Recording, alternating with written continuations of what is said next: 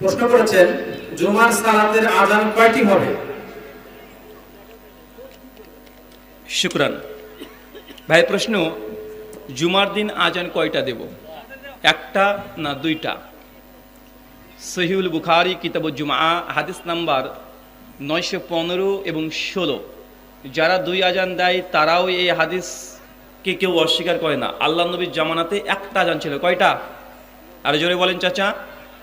এই ঝামেলা তো চাচা আপনি করেন, তাই না? এটা যুবকরা করবেন এই ঝামেলাটা, এটা চাচাদের ঝামেলা। আল্লাহ নবীর সঙ্গে একটা আজান দিয়েছে। আবু বকরের জামানাতে একটা আজান হয়েছে, ওমর ইবনুল খাত্তাবের জামানাতে একটা আজান হয়েছে, আলী বিন আবি তালেবের জামানাতে একটা আজান হয়েছে, ওসমান বিন আফফানের জামানায় প্রথম অর্ধ খিলাফত একটা আজান দিয়েছে ওসমান বিন আফফান, শেষ দিকে গিয়ে দুইটা দিয়েছে। তো এক আজানের পক্ষে কতজনকে পেলেন? নবীকে পেয়েছেন, তিন বড় বড় খলিফাকে পেয়েছেন, আর ওসমান বিন আফফানের অর্ধ খিলাফত পর্যন্ত পেয়েছেন, মানে 3.5 খলিফা। তো বলেন তো চাচা, একটা দিবেন না দুটো দিবেন? একটাই আফজাল, এটাই দেন। দুই, ওসমান বিন আফফান কেন দিয়েছেন, কোথায় দিয়েছেন?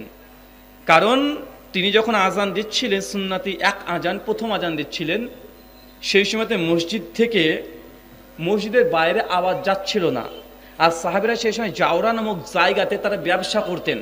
তো কখন জুমা শুরু হয়ে যাচ্ছে সাহাবীরা বুঝতে পারতেন না, কখন খুতবা শুরু হয়েছে, খুতবা তো একটা ইবাদত, বুঝতে পারতেন না। ওসমান বিন আফফান তখন বললেন, যাও জাওরা নামক ওই বাজারে গিয়ে একটা আজান দাও, যেন মানুষ বুঝতে পারে আর মানুষ মসজিদে চলে আসে। তার মানে আমরা বুঝলাম ওসমান বিন আফফান দ্বিতীয় আজান কেন চালু করেছে, কারণ প্রথম আজান বাজার পর্যন্ত পৌঁছাচ্ছিল না। চাচা বুঝতে পারছেন না? বুঝতে পারছেন তো? মানে প্রথম আজান যেটা সুন্নতি আজান নবীর, ওই আজান বাজার পর্যন্ত পৌঁছাচ্ছিল না, এই জন্য দ্বিতীয় আজান চালু করেছে। আচ্ছা বলেন তো, এখন প্রথম আজান ওটা বাজার পর্যন্ত পৌঁছায়? মাইক্রোফোনের মাধ্যমে চলে যায় না? তো এখন প্রথম এক আজান দিলে দ্বিতীয় আজানে দেওয়ার যে উদ্দেশ্য, সেই উদ্দেশ্যটাই এক আজানের মধ্যে ঢুকে গেছে। তা দ্বিতীয় আজান কেন দেবেন? তারপরে বলি না যে দ্বিতীয় আজান দেওয়া জায়েজ নয়, আমরা এতটুকু বলি, এলাকাতে দেখা যাচ্ছে 2 দিন ইলেকট্রিসিটি নেই, মাইক্রোফোন নষ্ট হয়ে গেছে, মাইক সিস্টেম বন্ধ হয়ে গেছে। জুমার দিন কি করবেন? যান আপনি মসজিদ থেকে বাইরে গিয়ে আরেকটা আজান দেন, কোনো সমস্যা নাই। কিন্তু আপনার এই মাইকে প্রথম আজানের সাউন্ডও যতদূর যায়, দ্বিতীয় আজানের সাউন্ডও ততদূরই যায়, যায় কি যায় না? কথা বলেন তো। ওসমান বিন আফফান প্রথম আজান মসজিদের বাইরে যাচ্ছিল না, সাহাবীরা বুঝতে পারছিলেন না কখন খুতবা শুরু হয়ে যায়, এই জন্য দ্বিতীয় আজান দিয়েছে। কিন্তু এখন প্রথম আজানেই তো গোটা পাড়ার মানুষ শুনে নেন, শুনেন কি শুনেন না? কথা বলেন। অতএব দ্বিতীয় আজান দেওয়াটা এখন গুরুত্বহীন। তবে আমরা নাজেজ হারাম বলি না, যদি এরকম পরিস্থিতি তৈরি হয় তখন জায়েজ হবে। আচ্ছা, দাঁড়িয়ে হিসু করা জায়েজ না না জায়েজ? শুয়োরের গোশত খাওয়া জায়েজ না না জায়েজ? শুয়োরের গোশত খাওয়া? আচ্ছা, আপনাকে ধরেন ইহুদির বাচ্চা জেলখানাতে পুরে রেখেছে, 3 দিন 10 দিন ধরে কিছু খেতে দেয়নি। ফিলিস্তিনি মুসলিমদেরকে ধরে রেখে দিয়েছে, 10 দিন ধরে খেতে দেয়নি। শেষে শুয়োরের গোশত আপনাকে ফেলে দেবে, যে খা। সেই সময় যদি ওই মানুষটা মুসলমান যদি শুয়োরের গোশত খেয়ে নেয়, হালাল না হারাম? ওই সময়ের জন্য হালাল। কেন? পরিস্থিতি মাজলুম। ওই সময়তে আপনি যদি মদও খেয়ে নেন, ওই সময় যদি শুয়োরের গোশতও খেয়ে নেন, এটা ইসলাম হারাম করেনি। সূরা বাকারা 173 নম্বর আয়াতের শেষ অংশ। ঠিক, দাঁড়িয়ে পেশাব করা সুন্নাত নয়, বসে পেশাব করতে হবে। কিন্তু আল্লাহ নবী জীবদ্দশাতে কয়েকবার তিনি দাঁড়িয়ে পেশাব করেছেন। সহিহ বুখারী কিতাবুত তাহারাতের 226 নম্বর হাদিস, আল্লাহ নবী একটা বড় স্তূপের কাছে গেলেন, তিনি দাঁড়িয়ে পেশাব করলেন। কেন? হাদিসে বর্ণনা আছে যে ওখানে এত জঙ্গল ছিল, মানে বসতে গেলে তার নাপাক বেশি হয়ে যাবে, এই জন্য তিনি দাঁড়িয়ে পেশাব করেছেন। মুস্তাদরাক আল হাকিম আল সাহিহাইনের মধ্যে একটা রিওয়ায়াত আসছে যে আল্লাহ নবী আরেকবার তিনি দাঁড়িয়ে পেশাব করেছিলেন। কেন? উটের পিঠ থেকে পড়ে যাওয়ার কারণে পায়ে চোট লেগেছিল, ভাঁজ করতে পারছিলেন না, বসতে পারছেন না, এই জন্য তিনি আরেকবার তিনি বসে দাঁড়িয়ে তিনি পেশাব করেছেন। তার মানে এই দুটোকে দলিল বানিয়ে এখন কি সারা জীবনকে দাঁড়িয়ে হিসু করবেন নাকি? আরে যদি পরিস্থিতি আসে আপনি দাঁড়িয়ে বসে হিসু করেন, বসে করেন, শুয়ে করেন, ডিগবাজি মেরে করেন, পরিস্থিতি যদি অনুকূলে না হয়। ঠিক দ্বিতীয় আজান যতক্ষণ পরিস্থিতি না আসছে ততক্ষণ সুন্নাত নয়, এক আজানই সুন্নাত। দেখেন 3 খলিফা একটাই দিয়েছে। আচ্ছা বলেন তো, কোরআন মাজিদে কয়টা আজানের কথা আছে? কয়টা? সূরা জুমা 9 নম্বর আয়াত, একটা আজানের কথা আছে। ভাই একটাই দেন। শুকরান। একজন প্রশ্ন করেছেন, ফজরের নামাজ পড়ে ঘুমানো যাবে কি? ফজরের নামাজ পড়ে ঘুমানো যাবে কি যাবে না? হারাম নয়। কি বলেন তো ভাইজান? হারাম নয়। তবে সালাফগণ তারা ঘুমাতেন না, তবে কেউ এটাকে হারাম বলেনি। আপনি সারা রাত ধরে ইলম চর্চা করেছেন, ফজরের পরে যদি ঘুমাতে চান ঘুমাতে পারবেন, তবে এই সময় বরকত নাজিল হয়। তো বরকত নাজিল হয় তার মানে এই নয় যে আপনি ঘুমালে বরকত পাবেন না। রমজান মাসের গোটা রমজান মাসে বরকত নাজিল হয়, তাহলে কি রমজান মাস গোটা জেগে থাকবেন নাকি? কথা বলেন। রমজান মাস কি গোটা রমজানে বরকতের মাস না? বরকতের মাস, রহমতের মাস, তাহলে কি ঘুমাবেন না? অনেকে এটাকে দলিল বানাতে চায় যে ফজরের পর থেকে আল্লাহ বরকত অবতীর্ণ করে, অতএব বিধায় ফজরের পরের ঘুমানো জায়েজ নয় বা উচিত নয়। ভাই অবশ্যই উচিত না, ঠিক আছে, কিন্তু এটা না জায়েজ, হারাম নয়। ধন্যবাদ। একজন প্রশ্ন করেছেন, আমাদের সমাজে অনেক যুবক ভাই আছে, তারা বিভিন্নভাবে নেশায় আসক্ত, তো তাদের কিভাবে এই আসক্ত থেকে মুক্ত করা যায় সে বিষয়ে কিছু ভালো আলোচনা করবেন বা পরামর্শ দিবেন। আপনাদের এলাকাতে অনেক যুবক আছে যারা বিভিন্ন নেশা করে, তো তাদেরকে কিভাবে এই নেশা থেকে ফিরিয়ে আনবেন? যদি বিবাহিত হয় তাহলে বউকে গিয়ে প্রশ্নটা বলতে হবে। বুঝতে পারলেন না? আমি মেয়েদেরকে নিয়ে আমি খুব টেনশনে থাকি। যেসব স্বামীগুলো জর্দা দিয়ে পান খায়, বিড়ি খায়, এইসব বউগুলো থাকে কিভাবে? বউ যদি একবার বলতো তোমার মুখে যা দুর্গন্ধ, এই দুর্গন্ধ নিয়ে আমার সামনে আসবে না, আসলে কিন্তু তোমাকে যদি একবার বলতো না, কবে ওই নেশা ছুটে যেত, ওর বিড়ির নেশা, সিগারেটের নেশা। কিন্তু এদেরও লজ্জা নাই, ওই দুর্গন্ধযুক্ত মুখ নিয়ে এসে আপনার কাছে আসে, আপনি কিছু বলেন না। সে বুখারীর হাদিস, আল্লাহ নবী বলছেন পেঁয়াজ খেয়ে মসজিদে এসো না। কেন? কারণ দুজন কষ্ট পায়, এক ফেরেশতারা কষ্ট পায়, দুই মুমিন মুসলিমরা কষ্ট পাবে। তো আপনি এই দুর্গন্ধ স্ত্রীর কাছে যান, আপনার লজ্জা লাগে না? তো যারা বিবাহিত মেয়েরা আছেন, মায়েরা আছেন, শোনেন, স্বামীকে বলে দিবেন একদম এটা যেহেতু হারাম, এই আর আপনি হারামের সঙ্গে কি করছেন, হারামের সঙ্গে আপনিও সংস্পর্শে আছেন, ডাইরেক্ট বলে দিবেন তুমি যদি বিড়ি জর্দা খাওয়া বন্ধ না করো আমার কাছে আর ঘুমানো যাবে না, চোখের তলে ঘুমাও। মেয়েরা দেখেন 5-6 দিন বলতে থাকুক, দেখেন স্বামীকে, যখন ওই নেশে উঠবে, এই বিড়ির নেশে কোথায় চলে যাবে, এমনি হারিয়ে যাবে ওর। আর যারা অবিবাহিত, শোনেন, একদম রেজিস্ট্রেশন করে নেবেন বিয়ের আগে, যে স্বামী যদি কোনো নেশাতে যুক্ত হয় তাহলে অটো তালাক, এই শর্ত নিয়ে করবেন, দেখবেন অটোমেটিকই যত বড় নেশাখোর হোক না কেন ওর নেশা বন্ধ করে দিবে। ভাইজান, আল্লাহকে ভয় করেন, এটা হারাম খাদ্য বস্তু, আল্লাহকে ভয় করেন, বর্জন করেন। হারামের সঙ্গে যুক্ত থাকলে আল্লাহর বরকত রহমত কিছুই আপনি পাবেন না, সারা জীবন ওই টোটো চালিয়ে খেতে হবে আপনাকে। শুকরান।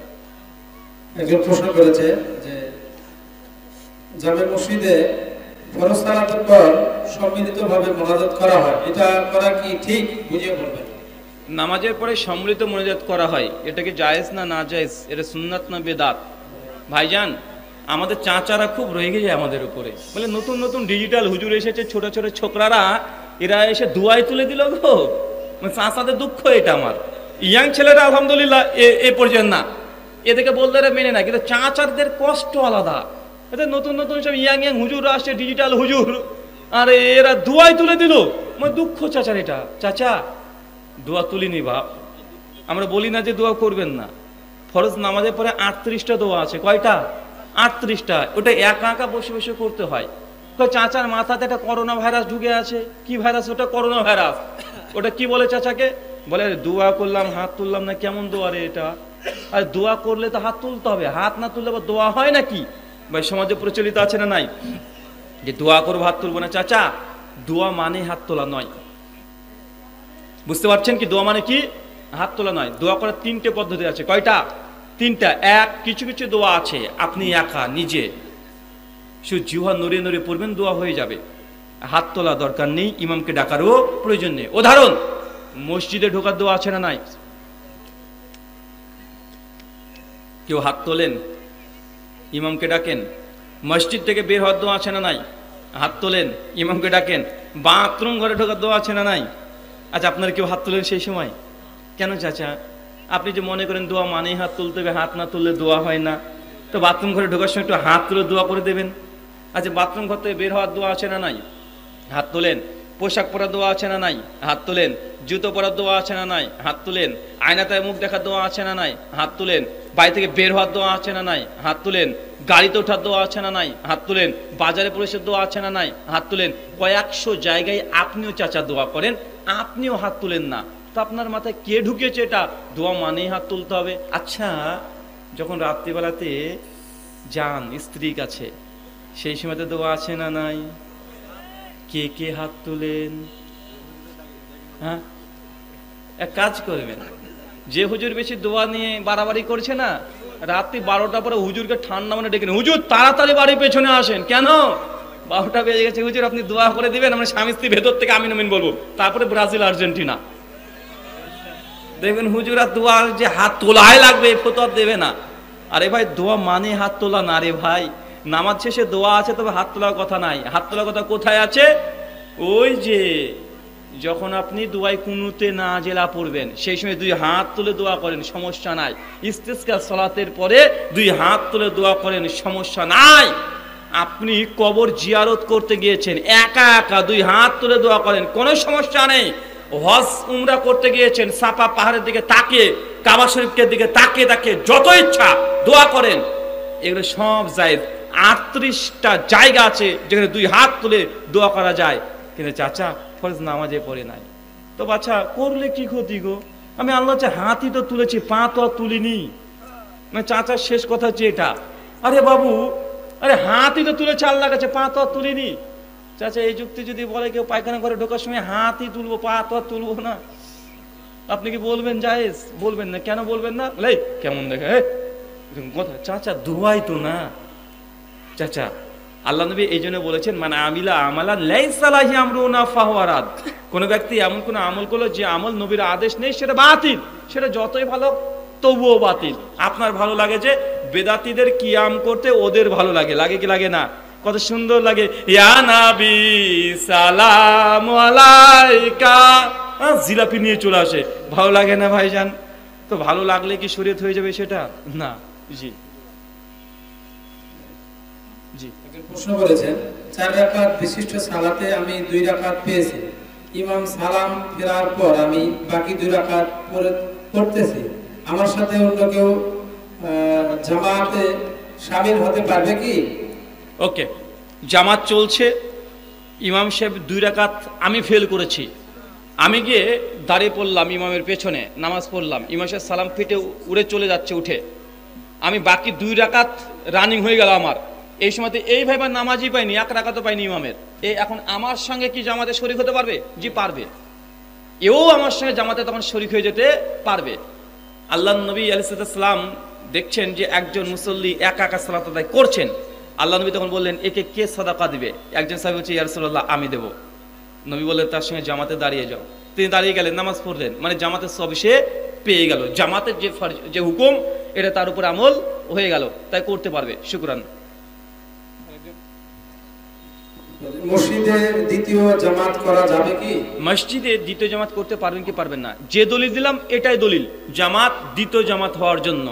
তবে ইচ্ছাকৃত দ্বিতীয় জামাত করাটা, শেখ বিন বাজ রাহমাতুল্লাহ বলেছেন, যেদিকে অনিয়া কারণে প্রথম জামাতকে মিস করে দিয়ে দ্বিতীয় জামাতে উপস্থিত হয়, এটা তার নামাজের মার্ক কমে যাবে, তার একগ্রতা ইখলাসের ত্রুটির কারণে নাজায়েজ নয়। তাই প্রথম জামাত ওটাই মূল জামাত। কথা বুঝতে পারলেন? মসজিদে যেটা প্রথম জামাত হয় ওটাই মূল জামাত, বাকিগুলো যারা পায়নি তাদের জন্য। কিন্তু অনেক ক্ষেত্রে আমরা দেখি যে প্রথম জামাতে উপস্থিত হচ্ছে না, দ্বিতীয় জামাতে চলে যাচ্ছি, এইভাবে বর্জন করতে বলেছে। প্রতিদিন যেন এমনটা না হয়, ব্যতিক্রম একদিন ঘটে গেছে, ঠিক আছে। জি। আমি ঈদ কিনলাম 1 লক্ষ টাকা, ঈদ 12,000, তাতে বাড়ি আনি না, লাভ দেয় 30,000 টাকা, এটা সুদ হবে কি? উত্তর জানতে চাই। অতিরিক্ত এটা ইন্টারেস্ট ভাই, এটা ঘুরিয়ে নাক ধরা ভাই, এটা কি ঘুরিয়ে নাক ধরা। বিরত থাকবেন। মাসিক তাহরিকের ফতোয়া এবং মাসিক আল ইখলাসের ফতোয়া এইভাবে বৈধ নয়। শুকরান। আহলে হাদিসদের স্টাইলে আমার সালাত হবে কি? আহলে হাদিসের কি স্টাইল রে ভাই? আর আপনার স্টাইলটাই বাকি। আপনি কি কপালে হাত বাঁধেন নাকি আল্লাহু আকবার, এরকম কিছু নাকি রে ভাই? বা আহলে হাদিসের কোনো স্টাইল নেই। স্টাইল হবে মুহাম্মদ রাসূলুল্লাহ সাল্লাল্লাহু আলাইহি ওয়াসাল্লাম। সুনান সহিহ বুখারী হাদিস নম্বর 631, মূল আরবি দারুল উলুম দেওবন্দে নুসখা, প্রথম খণ্ড 188 পৃষ্ঠা। বাংলাদেশ ইসলামিক ফাউন্ডেশন হাদিস নম্বর 603, আধুনিক প্রকাশনী হাদিস নম্বর 595, মাকতুয়ে শামিলা বা বৈরত বা দারুসালাম মূল আরবি নুসখাত 631 নম্বর হাদিস। আল্লাহ নবী আলাইহিস সালাম মালিক বিন হুয়াইরিস, যিনি নবম হিজরিতে ইসলাম গ্রহণ করেছিলেন, 20 দিন 20 রাত্রি আল্লাহ নবীর সঙ্গে তিনি নামাজ পড়েছেন।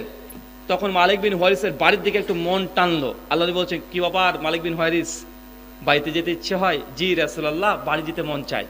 আল্লাহ নবী তখন তাকে বিভিন্ন রকমের পরামর্শ দিলেন। মাঝখানে একটা পরামর্শ দিয়েছিলেন, সল্লু কামা রাআইতুমুনি উসাল্লি, শোনো মালিক বিন হুয়াইরিস, আমাকে যেইভাবে নামাজ পড়তে দেখলে না, ঠিক এইভাবে নামাজ পড়বে। যাও মানুষকে নামাজ শিখিয়ে দাও। সহিহ বুখারী 724 নম্বর হাদিস। মালিক বিন হুয়াইরিস নিজের এলাকাতে গেলেন, যাওয়ার পরে সব মানুষকে ডাকলেন, ডেকে বলছেন যে নবীকে আমি এইভাবে সালাত আদায় করতে দেখেছি। কিভাবে দেখেছি? সহিহ বুখারী 739 নম্বর হাদিসে বর্ণনা আসছে।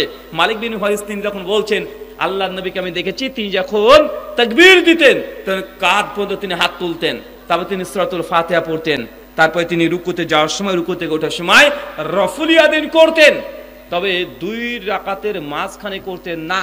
কথা কি বুঝতে পারলেন? যাকে এই কথা বলেছে না, সমস্ত হাদিসগুলো জমা করেন। মালিক বিন হুয়াইরিস 824 নম্বর হাদিস সহিহ বুখারী, তিনি গ্রামের মানুষকে গিয়েছেন, আবার গিয়ে বলেছেন, আসো তোমাদের নামাজ পড়ে দেখাই। নামাজ পড়ার উদ্দেশ্য নয়, নবীকে কিভাবে নামাজ পড়তে দেখেছি ওইভাবে তোমাদেরকে দেখাবো। তবে তিনি নামাজ পড়ে দেখাচ্ছেন। আর মালিক বিন হুয়াইরিস নবম হিজরিতে ইসলাম গ্রহণ করেছে। কত হিজরি? নবম হিজরি। ইসলাম পূর্ণ হয়েছে 10ম হিজরিতে। আল্লাহ নবী ওয়াফাত হয়েছে 11 হিজরিতে। তো যারা বলে যে এই রফুল ইয়াদিন এটা মানসুখ হয়ে গেছে, তো বেটা মানসুখ কবে হলো? নবম হিজরিতে তো মালিক বিন হুয়াইরিস নবীকে এই রফুল ইয়াদিন করতে দেখছে। ইসলাম তো 10ম হিজরিতে কমপ্লিট হয়ে গেছে। আলিয়া মাকমালতু লাকুম দীনাকুম 10ম হিজরি আয়াত শেষ। তার মানে আহলে হাদিসদের কোনো সালাত নেই, এটা হচ্ছে রাসূলুল্লাহ সালাত। কার সালাত? কথা বলেন, কার সালাত? আমরা বলি না যেটা হানাফি স্টাইল, এটা শাফি স্টাইল, আমরা বলি সালাতি রাসূলুল্লাহ। এই জন্য ডক্টর আরশাদুল গালিব স্যার বই লিখেছে সালাতুর রাসূল, সালাতুর আহলে হাদিস না। কথা বুঝতে পারছেন? যারা বলি কি লেখে হানাফিদের নামাজ বলে লিখে না ভাইজান, হানাফিদের দলিল ভিত্তিক নামাজ। তো হানাফি কি একজন ইমাম, একজন আলিম, একজন মুফতি সাহেব, অনেক বড় মুহাদ্দিস, মুহাক্কিক আলিম, তো তার নামাজ নিয়ে কি করবো? আমার তো দরকার রাসূলুল্লাহর নামাজ। শুকরান। মৃত্যু ব্যক্তিকে 40 জন যদি জান্নাতি বলে, তাহলে সে কি জান্নাতি? জি, সহিহ মুসলিমের হাদিস পাওয়া যায়, সহিহ সনদে পাওয়া যায়। কোন মৃত ব্যক্তিকে যদি 40 জন সাক্ষী দেয় যে সে জান্নাতি, তাহলে সে জান্নাতি। এখন আপনি ধরে ধরে নিয়ে আসবেন, বেনামাজিগুলোকে বলবে বল ভালো লোক ভালো লোক, ওতে কাজ নাই।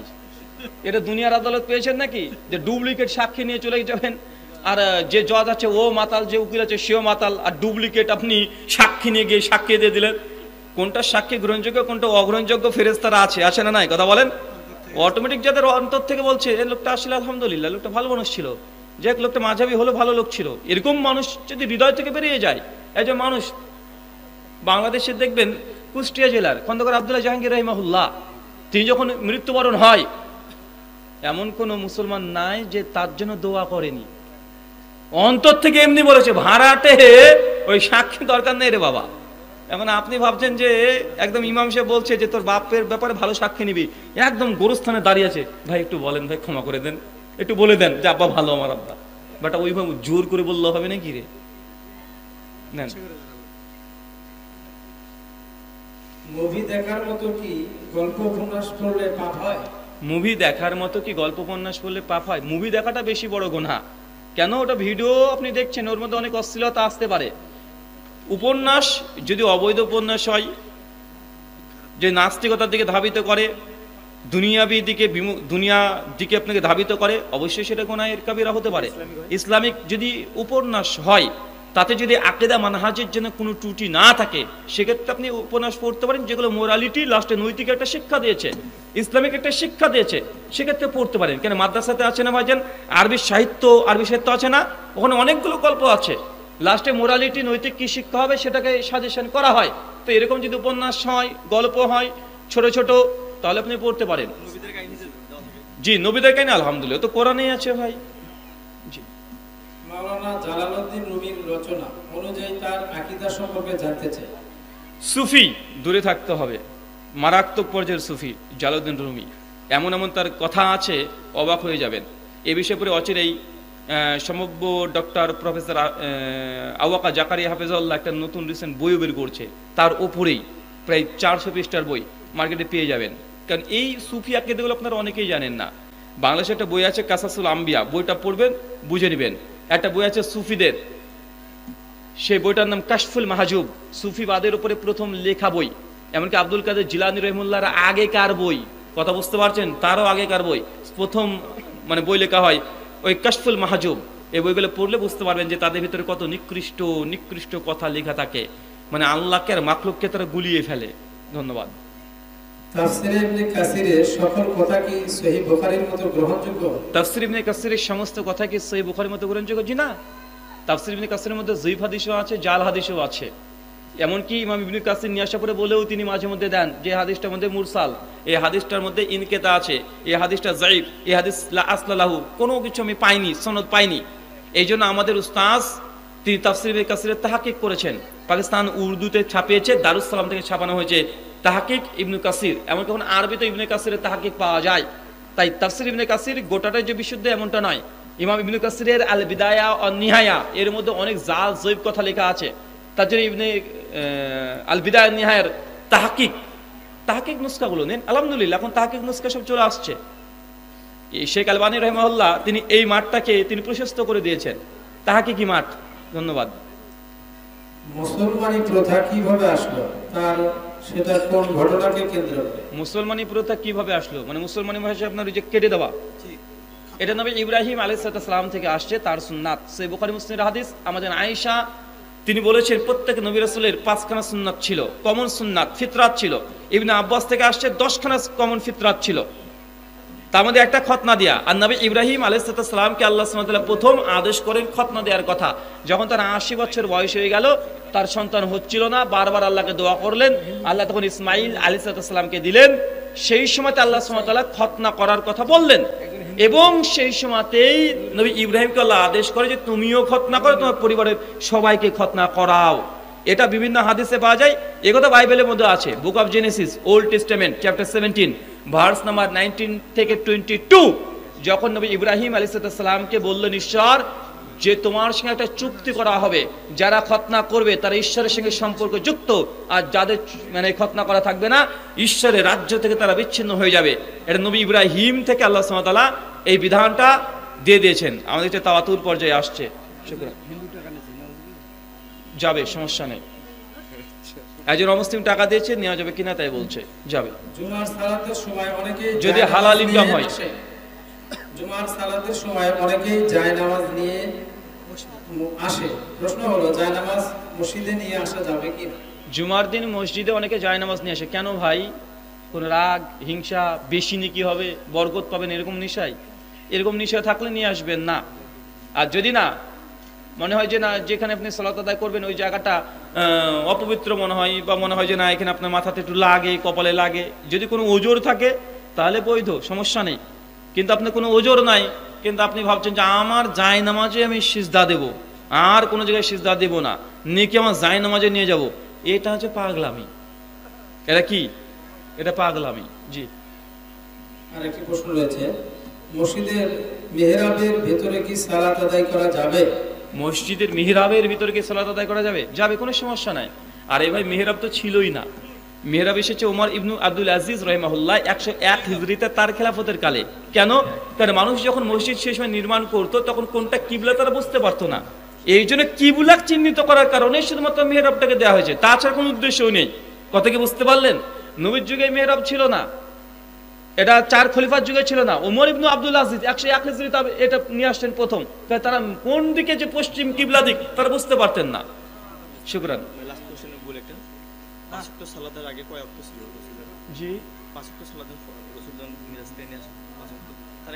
সুনান আবু দাউদের হাদিস সহিহ সনদে পাওয়া যায় যে আল্লাহ নবীর উপরে সেই সময়তে 2 রাকাত করে নামাজ ছিল, তবে বেতের নামাজ ছিল না। এটা হাদিস থেকে যতটা পাওয়া যায়, তার আগে আল্লাহ নবী এইভাবে তিনি 2 রাকাত করে সমস্ত নামাজগুলোকে পড়তেন। যখন মেরাজে গেলেন তখন ফজরের এই নামাজটাকে ঠিক রেখে দিলেন, আর মুসাফির অবস্থাতে ওই নামাজটাকে রেখে দিলেন, আমভাবে 4 রাকাত 3 রাকাত ভাগ ভাগ করে দিলেন। তার আগে 5 ওয়াক্ত পড়তো। এমনকি আমার জানা মতে বাইবেলের ওল্ড টেস্টামেন্টের ব্যাখ্যা করতে গিয়ে ইহুদিরাও তারা আলোচনা করেছে যে তালমুদের মধ্যে নবী মূসাকে 3 ওয়াক্ত নামাজ 4 ওয়াক্ত নামাজের কথা বলা হয়েছিল, কিন্তু তারা সেটাকে নষ্ট করে দিয়েছে।